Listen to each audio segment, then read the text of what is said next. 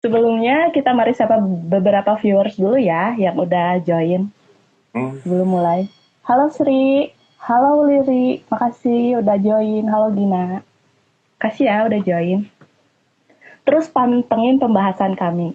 Perkenalkan, nama saya Erin dari Bimbingan Pasien. Malam ini kita akan membahas topik yang sangat menarik. Setahun merit masih belum hamil bersama Dr. Nogi. Ayo siapkan pulpen dan bukunya, siap-siap mencatat ya. Nanti bakalan banyak hal penting loh pastinya. Yuk disimak. Tanpa membuang waktu lagi, mari kita tanya dokter. Langsung pertanyaan pertama ya dok. boleh. Terima kasih. Dok, biasanya yang paling sering menyebabkan sulit hamil itu apa ya? Nah, jadi eh sebelum itu kita harus tahu dulu ya kenapa pengertian infertilitas itu apa gitu. Jadi pasangan yang dikatakan infertilitas itu adalah Mm-mm. pasangan yang sudah dalam setahun dia melakukan hubungan seks secara teratur 2 sampai 3 kali dalam 1 minggu tanpa Seminggu. pengaman, tanpa KB gitu. Hmm. Dan yang paling penting tanpa ada gangguan anatomi maupun juga gangguan yang lainnya. Itu yang paling penting. Nah, kenapa sih dalam setahun umumnya kita bicara presentasi keberhasilan pada pasangan itu dalam setahun itu kita bicara 85% lah. Hampir semua pasangan itu mendapatkan apa ya kehamilan ya. Nah, di tahun kedua itu naiknya hanya cuma 7%. Makanya kenapa setelah setahun itu butuh penanganan khusus tuh oleh Oh, sebaiknya sih pasangan itu datang ke dokter kandungan, konsultasi ya. konsultasikan dulu masalahnya apa aja. Nah, baru kita bicara tadi kan pertanyaan yang tadi, apa sih penyebabnya Mm-mm. yang bisa mengakibatkan infertilitas tuh. Jadi kalau kita bicara presentasi itu tentunya kalau namanya pasangan ya, kalau nggak masalah di pria ya masalah di wanita tuh, bahkan di dua-duanya gitu. Masalah di pria ada 40% masalah pria tentang terkait dengan infertilitas, maupun juga masalah di wanita pun sama 40%, sisanya itu masalah keduanya. Nah, saat ini paradigmanya sedikit berubah tuh. Kebanyakan tuh kan hampir semua yang kita temuin tuh ya, pasangan-pasangan tuh Ya, pasti artinya tuh perempuan dulu gitu. ya menyalahkan perempuan dulu Ya, kebanyakan. kalau kita lihat masalah utama sekarang tuh malah kita fokusnya ke pria dulu. Oh, Karena itu kita bisa mulai runut tuh problematikanya di mana gitu. Itu sih yang paling paling ininya ya. Nah, kalau bicara wanita itu kita bicara anatomi, kita bicara gangguan haid. Eh, pada umumnya sih yang bisa biasa kita temuin itu ada gangguan di saluran tubanya, gangguan ovulasi, hmm. baik itu haidnya terganggu atau tidak, atau gangguan di rahimnya. Kalau di pria sama, hampir semua juga sama. Jadi kita bicara gangguan anatomi maupun juga gangguan hormonal di situ. Itu sih. Oh, Dan kalau misalnya seandainya pasangan itu sudah datang ke dokter kandungan, diperiksakan pemeriksaan dasar yang paling awal ya, baik itu pemeriksaan analisa sperma maupun HSG, dan ternyata semuanya normal, kita sebut mereka pasangan unexplained infertility. Gitu, Mbak. apa? Oh, gitu ya. Oke, untuk pertanyaan selanjutnya. Dok kan suka ada tuh ya pasangan yang baru nikah terus nggak pengen punya anak dulu gitu. Jadi mereka tuh nahan setahun, 2 tahun, 3 tahun untuk meniti karir lah ya. Nah itu bisa susah hamil nggak sih dok? Nah, memang kalau kita bicara kecenderungan saat ini kan hampir semua wanita juga mereka terkait dengan gender ya. Mereka berpikir bahwa kita ngerjain dulu apa yang kita suka lah gitu kan. Mm-mm. Pekerjaan yang dia suka, dia fokusnya ke Hobi pekerjaan gitu. gitu, hobi dan sebagainya. Nah, yang ada yang mungkin apa ya, saya sebutnya insight mungkin ya buat pasangan-pasangan atau wanita-wanita yang belum menikah atau menunda menunda dalam waktu dekat. Yang penting usia itu tidak pernah bisa kita koreksi gitu. Jadi dengan bertambahnya usia pasangan itu angka keberhasilan kehamilannya bukan semakin tinggi tapi Besar, semakin rendah. kecil. Terlebih ya, terlebih usia wanita di atas 35 tahun. Sama juga dengan pria. Jadi fokusnya ke situ aja sih. Jadi sangat disarankan kalau misalnya menunda kehamilan pun jangan terlalu lama lah. Gitu. Baiknya sih jangan ditunda-tunda ya. Iya. Mungkin Takutnya kalau udah kemungkinannya mengecil. gitu kan. Wah, ini ada fans dokter nih, Fadli Nanda. Halo dokter idola. Wih, penggemarnya banyak nih dokter. Akhirnya artisnya muncul. Oh, dokter artis juga. Saya baru tahu. Bukan. Akhirnya live juga. Wah, ayo silakan. Siapa tahu ada yang mau bertanya. Dibuka sesi pertanyaannya. Tapi saya tahan dulu ya. Saya saring-saring dulu pertanyaannya nih. Oke, pertanyaan saya selanjutnya. Menurut pengalaman dokter, penyebab terbanyak wanita sulit hamil apa tuh? Ya, kalau kita bicara penyebab yang paling sering tuh salah satunya adalah gangguan hormonal ya. Gangguan ovulasi itu. Nah, kita bicara gangguan ovulasi itu banyak, terutama yang paling sering gitu kita terkait dengan paling sering tuh sindrom ovarium polikistik ya, maksudnya karena faktor kegemukan, pola makan, olahraga gitu. Itu yang paling sering karena kalau kita bicara gangguan haid otomatis sangat sulit kita mengevaluasi atau mengetahui kapan masa suburnya. Itu yang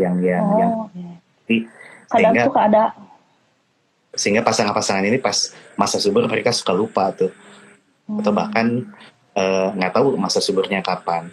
Nah, ada kecenderungan juga pas wanita-wanita di sini kan paling sering sekarang pakai aplikasi kan, aplikasi. Oh iya, dihitung tuh kesuburannya.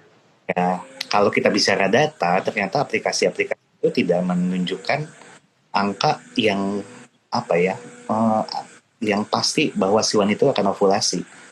Jadi jurnal-jurnal tuh banyak bahwa data-data semua aplikasi itu memang tidak menunjukkan bahwa itu suatu yang bisa membantu dia untuk menentukan masa ovulasi dengan baik gitu. Nah, apa sih yang bisa dikerjakan gitu yang paling mudah tuh ya kita menggunakan salah satunya OvuTest ya, maksudnya OvuTest tuh produk LH test ya untuk memastikan dia masa ovulasi atau enggak. Baik itu bisa dari air kencing, kemudian air ludah gitu kan. Atau kita bisa ngitung temperatur. Biasanya kalau misalnya mendekati ovulasi, suhu tubuh tuh akan sedikit meningkat lah dibandingkan yang pada saat belum ovulasi. Nah itu sih Mbak. Oh gitu ya. Makasih. Dok, ini udah ada pertanyaan dari viewers kita dari Low Access. Dok mau tanya, saya sudah 2 tahun belum isi. Apakah hubungan seks harus 3 kali seminggu? Jujur saya cuma 1 kali dalam seminggu.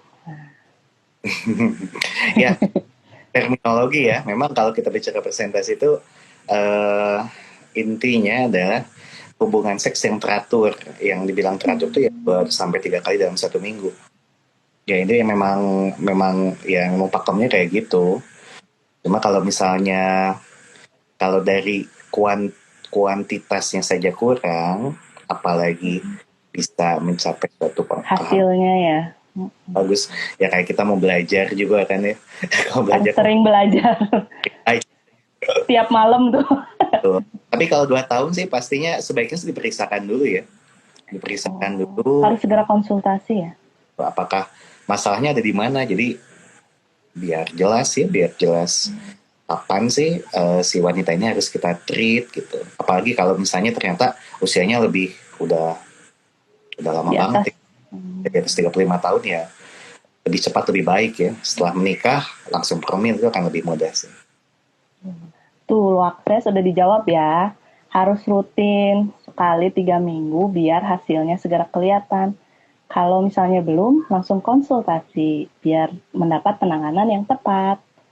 Oke, siapa lagi yang mau bertanya atau mau sharing-sharing? Ini ada dari Nina Suliastiana. Assalamualaikum dok, ingin banget promil di dokter. Setiap hari apa ya dok? Saya sudah 2 tahun belum dikasih keturunan. Oh mungkin nanya praktek dokter di mana nih? Mau konsultasi kayaknya. Nanti di akhir ya. Siap-siap aja catatannya. Oke, halo dok, ada apa kabar dari Mia? Kayaknya fans dokter deh. Ada yang mau bertanya lagi? Sepertinya belum ada. Mungkin masih malu-malu kali ya. Oke, pertanyaan dari saya aja ya.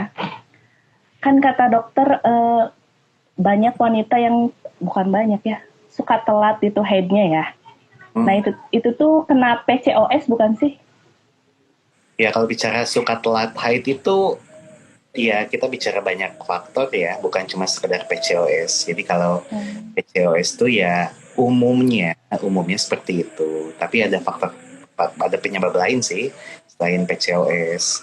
Contoh misalnya, kalau misalnya dia memang ada gangguan haid dari awal, sebaiknya dievaluasi. Contoh kalau misalnya kita bicara si wanita ini haidnya belum pernah sama sekali gitu, harus cepat-cepat kita periksa.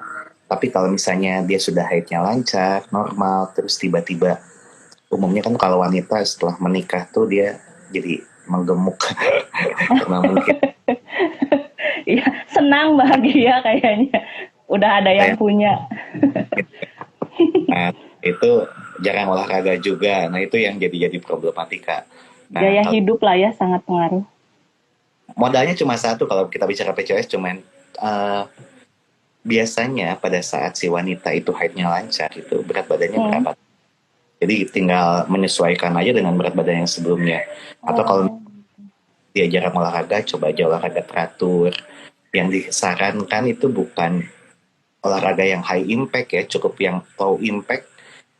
Kemudian dia bisa menjalankan rutinitas itu dengan baik, otomatis berat badannya sendiri akan turun dengan sendirinya, dan diharapkan dengan berat badan yang turun kembali ke seperti semula, dia akan menjalani atau mengalami haid yang normal. Gitu. Gaya hidup, makanan, olahraga itu harus dijaga ya. Ini kayaknya ada dari pasien dokter deh, YM Yuli. Dokter terbaik, weh, yang bantu aku dan kasih titik terang penyakit aku. Sehat selalu ya dokter. Dokter segalanya buat aku. Uduh, so sweet banget. Oke, siapa yang mau bertanya? Silahkan dibuka sesi pertanyaannya. Ada Risma Ahmad Ningsih. Dok, sudah cek sperma normal dan HSG paten, tapi sampai sekarang belum hamil. Harus cek apa lagi ya dok? Ya, Silakan dokter.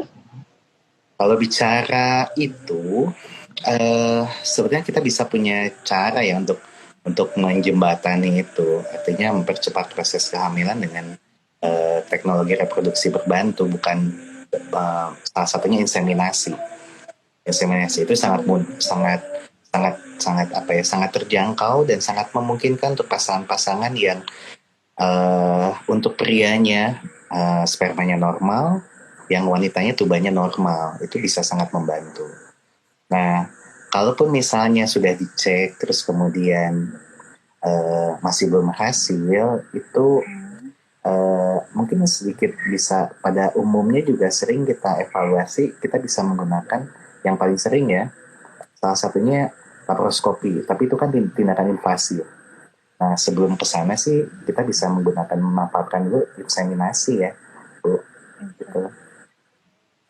Oh begitu. Sudah dijawab ya, Risma. Wah, banyak banget dok yang nanya. Dokter siap jawab semua. Sampai malas nggak apa-apa. Selanjutnya ya dok. Takut nggak ke ini. Kasihan. Coba dari Marida Komariah 29. Untuk mulai promil, apa saja yang bisa dipersiapkan ya dok? Misalnya lab dari suami atau istri dok? Ya tentunya dua-duanya, nggak mungkin salah satu. Jadi promil itu kan kita akan mengevaluasi pasangan, artinya setiap wanita dan juga pria akan kita evaluasi. Nah, semakin dini kita tegakkan permasalahan, tentunya outcome-nya akan jauh lebih baik. Dan kita selain bicara outcome, tentunya kita bicara juga biasanya sih ekonomi ya, karena kalau misalnya semakin lama tuh kita kemungkinan ya kalau ada faktor-faktor yang lain yang bisa menyebabkan kesulitan kehamilan dikarenakan faktor usia, itu kan cost-nya juga akan jauh lebih mahal sih. Gitu. Jadi yang paling Pokoknya harus penting adalah komit. Iya, pasangannya harus komit dulu karena suka nggak suka seringkali di lapangan kita suka melihat pasangan-pasangan yang menjalani long distance marriage gitu. Padahal mereka pengen punya anak, tapi ya bekerja yang satu sama ingin gitu. Jadi kayak bertepuk sebelah tangan. Nah itu yang harus disinkronkan lebih dahulu sebelum pasangan ini ingin menjalani promil. Karena ya promil kan tidak pastinya nggak akan gratis dan tanggung BPJS gitu kan. Betul. Harus betul-betul punya komitmen bareng supaya betul. Sudah terjawab ya pertanyaannya. Selanjutnya, dok, istri PCOS, suami astenoterazospermania. Solusinya gimana ya, dok? Iya, istri PCOS, suami astenoteratozospermia. Ya kalau bicara itu ya memang penanganannya adalah yang paling penting kalau pada kasus PCOS itu cuman ada 3 masalah utama ya. Kita bicara gangguan haid yang pertama, yang kedua kita bicara gangguan punya anak yaitu infertilitas, yang ketiga adalah gangguan hormonal dalam hal ini misalnya kelebihan hormon androgen. Nah, lalu kalau misalnya si pasangan ini memang pengen punya anak, fokusnya aja langsung ke fertilitasnya. Jangan nggak perlu berpikir bahwa haidnya harus normal dulu, belum. Agak sulit, memang butuh waktu. Kecuali pasangan ini yang memang baru menikah 2-3 bulan, terus dia kontrol kehamilan gitu, belum 1 tahun. Terus kita diagnosis dengan PCOS, ya kita bisa perbaiki dalam 2-3 bulan awal untuk memperbaiki pola hidup. Nah, itu bisa dijalankan bersamaan dengan program anaknya. Nah, terkait dengan astenoterato, memang ini kan gangguannya di bentuk dan juga pergerakan dari sperma. Ya, kalau kita bicara gangguan bentuk maupun sperma, yang paling penting adalah merubah pola hidup dari si prianya itu sendiri. Misalnya, kalau pria ini suka merokok, dikurangin rokoknya atau berhenti merokoknya. Terus berendam air panas karena sperma membutuhkan suhu yang dingin tentunya untuk dia bisa berkembang dengan baik. Kemudian kita biasanya akan evaluasi dalam 1 bulan untuk pemeriksaan ulang dengan dia merubah pola hidup sambil menjalani program kehamilannya. Nah, apabila kita sudah menentukan program hamil apa sih yang cocok untuk pasangan ini, contoh kita kan belum tahu nih tubanya bagus atau tidak pada si ibu ini kan. Mungkin kita bisa lakukan dulu pemeriksaan saluran tubanya, bagus atau enggak. Nah, kalau misalnya dua-duanya bagus, kita bisa menawarkan salah satunya solusi inseminasi akan lebih mudah, gitu. Atau kalau memang gangguannya ada di faktor pria, mungkin bayi tabung mungkin bisa jadi pilihan ya, gitu. Nah, untuk PCOS-nya ya tergantung juga tuh. Nanti kan kita akan treat juga kan, kita akan evaluasi apakah hormon laki-lakinya lebih tinggi nggak daripada hormon perempuan di sisi wanita ini. Kalau misalnya kadar LH-nya lebih tinggi banget sih, biasanya kita akan menawarkan untuk program laparoskopi ovarian drilling supaya hormonnya kembali normal gitu. Itu Mbak. Mungkin bisa membantu. Sudah terjawab ya pertanyaannya. Untuk tadi siapa ya? Apalagi sudah ke bawah banyak sekali pertanyaannya, dok. Boleh dilanjut pertanyaan selanjutnya? Boleh, silakan. Dokter, izin bertanya, faktor apa saja yang harus dievaluasi setelah gagal inseminasi? Dari 17 My Journey. Ya, faktor apa saja yang harus dievaluasi? Tentunya biasanya inseminasi itu bisa sampai 6 kali sebetulnya kalau kita bicara angka yang paling memungkinkan ya. Tapi dokter pasti akan mengevaluasi apa sih yang menjadi masalah pada saat inseminasi yang pertama. Seandainya contoh ya, ada gangguan misalnya pada saat kita memberikan terapi, terus kemudian dinding rahim kurang tebal, itu mungkin jadi faktor pengganggu. Kemudian faktor pria. Tentunya kita bicara jumlah pada saat kalau kita mau bicara inseminasi, pria itu akan mengeluarkan sperma di laboratorium, kemudian itu akan di washing tuh. Bicara persentasinya, ya kalau di bawah 5 juta kan memang agak sulit untuk dia bisa hamil walaupun dengan inseminasi. Kita masih menggunakan pakem 5-7 juta setengah lah, paling kecil banget jumlah setelah sperma itu di washing. Ya, kalau di atas 15 juta akan jauh lebih baik dengan melihat persentasinya. Persentasi keberhasilannya akan jauh lebih baik ya dengan insem ya. Tapi kalau misalnya di bawah itu kelihatannya sih kalau seandainya hasil washingnya kurang dari 7,5 atau 7,5 juta, mungkin kita bisa switch ke bayi tabung mungkin. Kalau misalnya ibunya punya rezeki lebih ya. Pilihan terakhir itu bayi tabung berarti ya. Sudah terjawab ya pertanyaannya, My Journey. Sekarang dari Femi Astriana. Dok mau tanya, penderita endometriosis ringan sudah dilaparoskopi lalu melakukan inseminasi tapi gagal. Tips biar inseminasi kedua bisa berhasil. Ya memang kalau, nah ini yang paling yang paling penting ya kaitan dengan endometriosis. Memang banyak yang mengerjakan laparoskopi terkait dengan endo itu sebaiknya konsultasikan ke dokter konsultan fertility gitu, karena memang kita adalah bagaimana kita memperbaiki anatomi agar anatominya baik, kemudian dan mencegah dari endometriosis itu kambuh kembali. Nah, khusus endometriosis surgery itu kita bicara bagaimana kita mengambil jaringan endo yang melekat di bagian tubuh wanita sebanyak mungkin, dengan harapan itu semua bagian perutnya jadi kembali ke normal gitu. Harapannya seperti itu. Jadi kalau pada banyak kasus kan hanya diambil kistanya saja, tapi bagian-bagian penting yang ada endometriosisnya nggak diambil. Nah, disarankan sih dia lebih baik konsultasikan ke dokter konsultan fertility-nya gitu. Lalu apa sih yang bisa meningkatkan angka keberhasilan inseminasi setelah pasca laparoskopi? Sebetulnya itu udah cukup baik ya. Dia udah laparoskopi, kemudian endo ringan gitu, fertility indexnya juga tinggi gitu. Mungkin bisa diulang untuk yang kedua kali dan yang ketiga kali untuk sambil memikirkan adakah kemungkinan dalam setahun pasca laparoskopi itu adalah bayi tabung gitu, jadi pilihan gitu. Jadi jangan istilahnya, karena sekali itu gagal belum tentu yang kedua.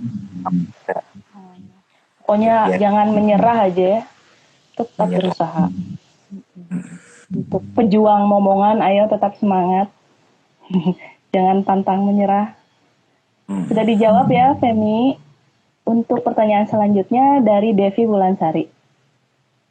Dok, kalau pasca laparoskopik memungkinkan langsung hamil nggak dok setelah 2 bulan? Atau memang harus promil dulu setelah 3 bulan ya dok? Oh, tergantung kasusnya ya. Kista endometrium sebetulnya bisa yang betul-betul fokus ke endometrium.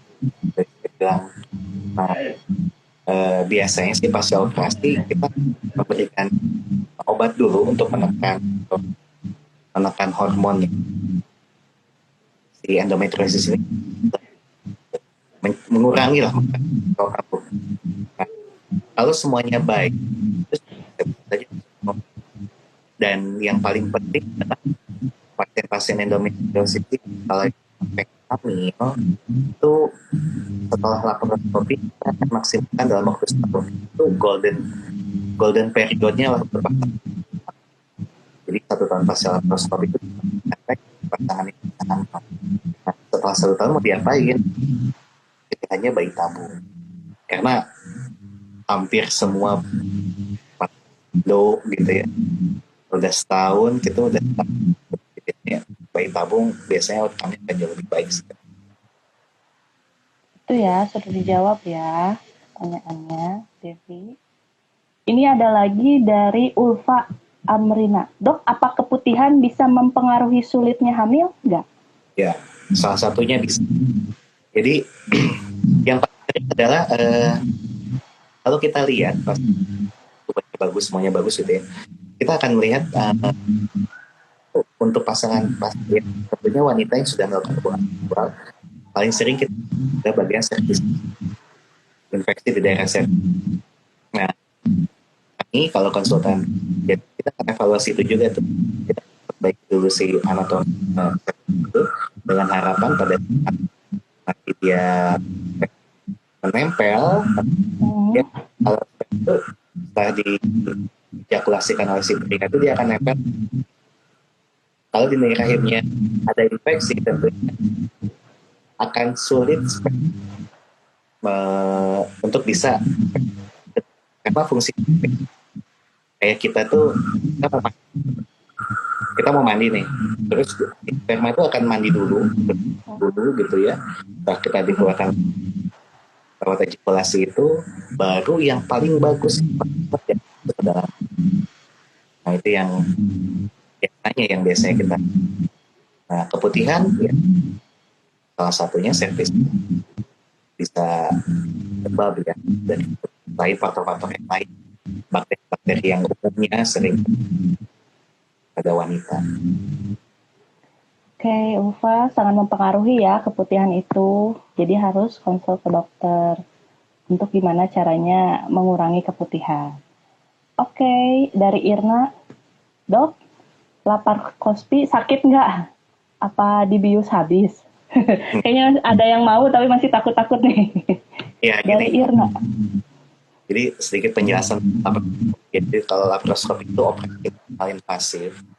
Jadi kalau kita bayangan orang itu kayak operasi itu kan kayak saya tadi itu besar, terus perawatan di rumah sakit lama, terus biasanya keluhnya ya pas operasi. Dengan kemajuan teknologi kedokteran artinya yang sangat hasilnya kita bicara laparoskopi tentang perawatan jadi nggak akan lama. Maaf suaranya putus-putus ya? Agak putus-putus. Udah jelas? Masih putus-putus nggak? Nah, jadi kalau laparoskopi itu biasanya banyak mikir padahal karena lukanya kecil biasanya dia less pain gitu, nyerinya lebih dibandingkan operasi yang besar. Lama rawatnya juga lebih pendek. Atau perdarahan yang sangat otomi gitu. Jadi keuntungan kemajuan teknologi tentunya supaya outcome yang lebih baik terlebih pasien-pasien apapun itu baik itu lebih dosis itu pendekatannya karena kita bisa mengambil nodul-nodul yang tidak terlihat dan biasa hasilnya adalah harapannya bisa gitu. Pokoknya jangan takut lah, biar bisa hamil harus semangat ya Dok. Iya betul. Sekarang selanjutnya dari Ida Yukomang Raisa. Kalau lagi promil minum jus nanas berpengaruh tidak pada kehamilan? Nah, mungkin pengen yang seger-seger nih ibu ini. Sebenarnya kalau promil itu kan ada sama orang sehat. Orang sehat, jadi kenapa aja boleh. Boleh ya, asal jangan berlebihan deh. Kecuali misalnya dia tidak terus pengen promil yang ada makan itu yang memang dibanding dengan yang non. Oke, sudah terjawab pertanyaannya. Wah, ini ada dari pasien dokter nih, Niar Kananta. Dokter terlope. Sudah membantu mengeluarkan 2 anakku. Semoga sehat selalu, dokter. Terima kasih. Sekarang dari Erna Mardiana 27. Dok, apakah capek kerja mempengaruhi ke nafsu seks? Oh iya, pasti. Pasti ya. Jadi, ya otomatis kali psikis di kayak jadi makanya untuk pasien-pasien yang kita akan menekankan bahwa komitmen memang ada yang suka nggak suka ya, kecuali memang kalau misalnya pekerjaan memaksa pasangan ini jauhan kan sulit Romeo, terlebih yang Dok, maaf masih putus-putus. Kalau suara saya jelas nggak? jelas. Oh, jelas. Ini putus-putus. Iya, putus-putus lagi suara dokter. Jadi kalau misalnya ini ada yang dikorbankan, pasti akan ada. Kalau memang pengen punya anak ya fokus, baru jalan ya. Bagus. Harus ada yang dikorbankan ya demi memperjuangkan sesuatu. Betul. Oke, sudah terjawab. Pertanyaan selanjutnya. Halo Dokter Nugi, saya sudah lepas IUD di bulan November tahun kemarin. Nah, kemarin sempat flek 3 hari, tapi sekarang sudah bersih kembali, tapi badan kerasa kayak mau datang bulan. Itu apa tuh? Saya nggak ngerti. Ya. Apa ya? Jadi ya apa ya? Kalau flek itu ya ini mungkin jadi informasi mungkinnya bagi yang alami flek atau wanita yang dikatakan wanita yang memang darahnya banyak gitu, bukan darahnya sedikit. Jadi kalau misalnya darahnya flek itu bukan itu, biar diluruskan. Jadi kalau misalnya flek kemungkinan besar ini kemungkinan besar kalau misalnya dalam gitu dia harus dibahas ya fleknya. Biasanya paling sering juga menyebabkan selain polip ya. Sudah terjawab ya. Banyak loh dok pertanyaannya. Wah, para pejuang momongan ini sungguh sangat luar biasa. Selanjutnya dok, langsung aja ya. Kita harus menjawab pertanyaan-pertanyaan ini. Dok, kalau suami teratospermia bisa berpengaruh kepada istri keputihan? Enggak ya. Seharusnya sih enggak.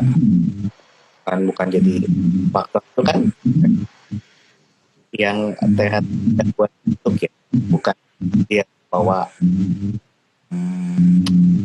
infeksi atau gitu. Pastinya bukan. Enggak kan. Yang pasti kan, ya. Mungkin coba kebiasaan karena faktor keputihan yang menyebabkan keputihan, terlalu sering menggunakan ya bisa mengakibatkan kemudian air di rumah cebok juga apakah memang airnya atau terkontaminasi itu yang harus Sudah terjawab ya pertanyaannya. Ini ada dari Gina. Dok, kalau telurnya kecil-kecil dengan minum Folafit dan Natur E bisa kebantu nggak ya dok? Jadi pola ataupun vitamin untuk orang awam sih mungkin pakai Juvan aja ya, Juvan tambahan lah. Bukan berarti pasti. Tapi kalau telurnya pun yang umumnya kita tahu tuh kan PCOS ya, itu yang umum. Tapi kalau misalnya itu di awal, biasanya pasien kronis itu di hari kedua. Nah, pada saat kita udah pasti kecil, nggak mungkin ada yang. Nah, jadi nggak kecil itu PCO. Jadi tergantung kapan dia diperiksa, tentunya baru atau bukan. Terkait asafal dan jurnal memang bisa memberikan tambahan, cuman memang bukan suatu dosis.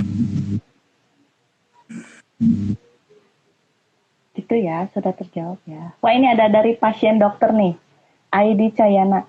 Saya keguguran 2 kali dan 1 kali ektopik. Ditangani dokter Nogi, alhamdulillah nggak lama operasi, langsung hamil dan sudah lahiran.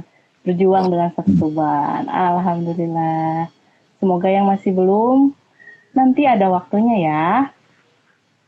Kita scroll lagi pertanyaan dari viewers kita. Kok susah?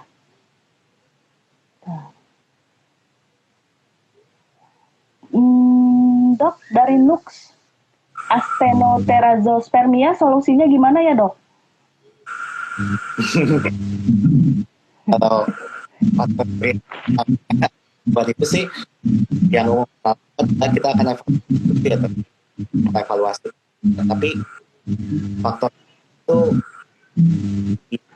memang gangguannya itu yang paling simpel bayi tabung.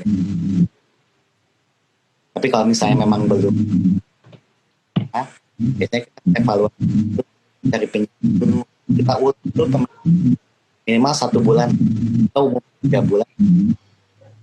Nah, kalau misalnya 3 bulan, faktornya di sini cari ini penyebab hormonal kah, komika, atau ada yang lain,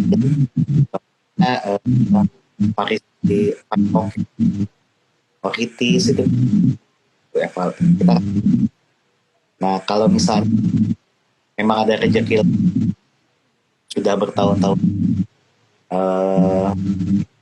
belum punya, kayaknya kalau faktor pilihan bayi tabung manfaatnya. Pilihan yang tepat ya, yang paling tepat pilihan bayi tabung tersebut.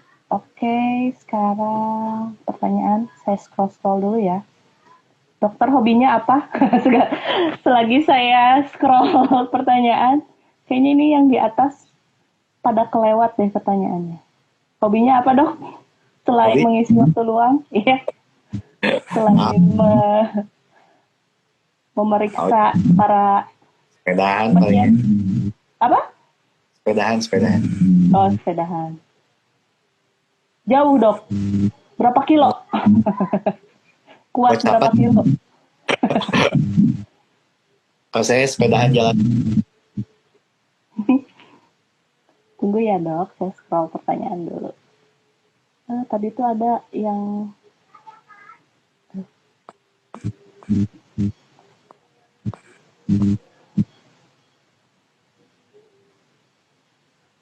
main sepeda kalau dokter Nogi. Udah ada yang tahu.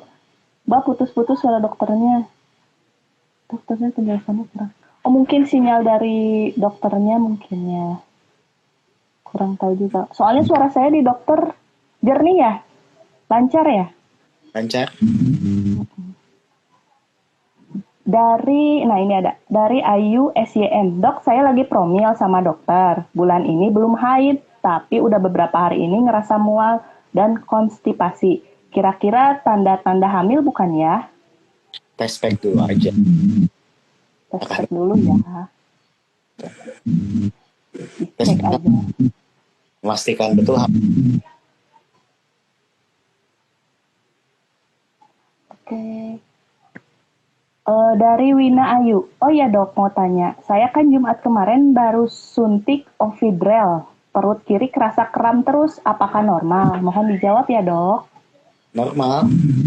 Karena Ovidrel itu yang diharapkan pemecah sel turun. Lalu mungkin kali ya. Selanjutnya dari Sri Rahayu 25. Apakah ejakulasi dini bisa mempengaruhi sulit hamil? Iya. Kalau terkait kita akan sarankan 40 biasanya nanti androla tapi untuk membantu si laki-laki kita untuk bisa matilah gangguan seksualnya gitu. Selanjutnya dari Nursanti T23. Kalau punya kista endometriosis, bisa konsumsi Polafit untuk memancing kesuburan? Ya, jadi gini, kita evaluasi dulu. Artinya gini, pada endometriosis itu dia dan tidak mengalami punya keluhannya tidak ada hamil alam selama saluran tubuhnya sayang adalah anatomi dan juga merusak cadangan telur. Artinya kalau itu tentu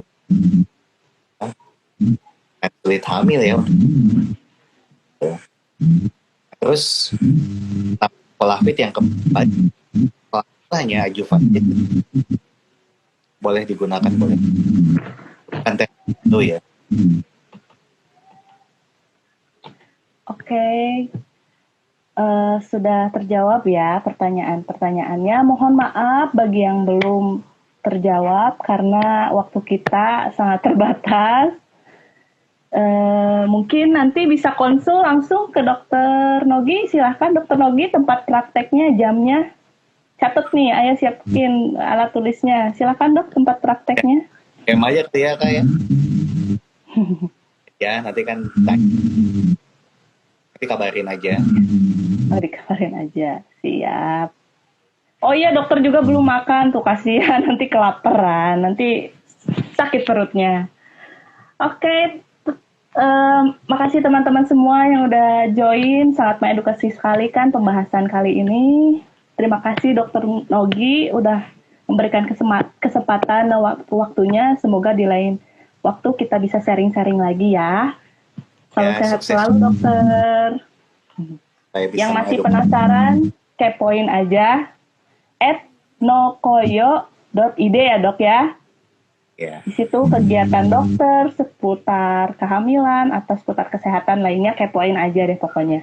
Saya izin tutup live-nya ya. Terima kasih dokter. Sampai jumpa. Jangan lupa follow akun ini untuk mendapatkan informasi akurat seputar kesehatan. Assalamualaikum, selamat malam. Makasih dokter.